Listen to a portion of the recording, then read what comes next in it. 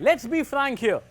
The upcoming budget of the NDA 3.0 will be the most crucial for the government. With fewer numbers in Lok Sabha this time, the finance minister will pull out all the guns from a budget folder to cater to the 5 main categories.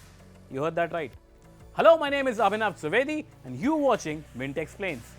The interim budget presented in February this year had 4 pillars: women, poor, youth and farmers.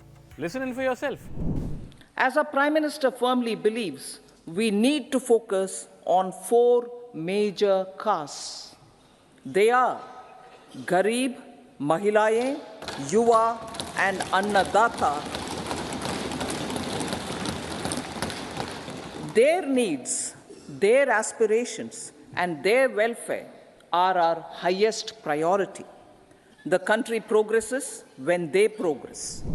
Now, the new budget in July will add one more category which would be a subset of all the 4, the middle class. The middle class has been struggling with high inflation and the cost of education might get some tax relief from the government.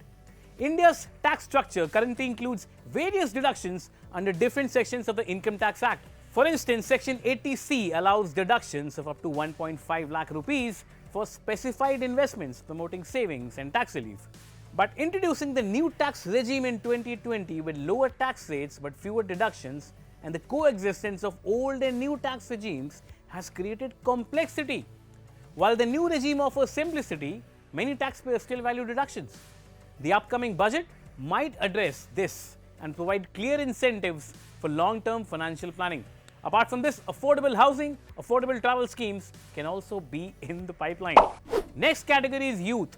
Now, the recent NEET controversy, paper leaks and high unemployment numbers have cornered the government. Some big announcements regarding education policy, courses and regulation of examinations and incentives to multinational companies and Indian firms to make in India could be some key announcements.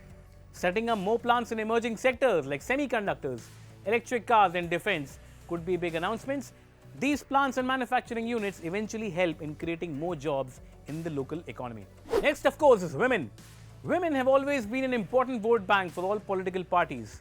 Initiatives such as direct benefit transfers for cooking gas and essentials are expected to alleviate their financial burdens. Additionally, in the budget, there is an expectation of increased funding for public hospitals and the provision of free or subsidized health checkups to improve healthcare services for women. Schemes like Mahila Samman Savings Certificate, Saksham Anganwadi, Poshan 2.0, Deen Dayal Antyodaya Yojana to help women farmers might also be in the pipeline.